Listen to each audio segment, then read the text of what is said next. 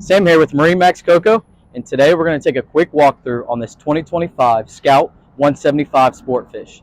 As you can see, it's in the standard Scout White option hull, stainless steel insert rub rail.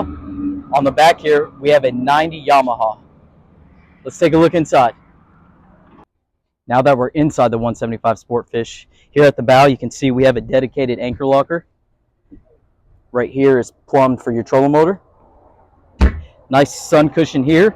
Also underneath this cushion is a fish box. We have a cooler seat here. Nice place to keep the drinks, as well as another seat. Moving back to the helm. Nice laid out helm with a helm seat that's adjustable.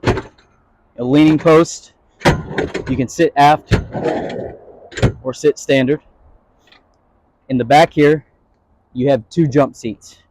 This is the perfect island hopping boat or just a weekend fishing. That's going to complete this walkthrough. If you have any questions, you want to check this boat out, give us a shout at 321-636-3142. Thank you.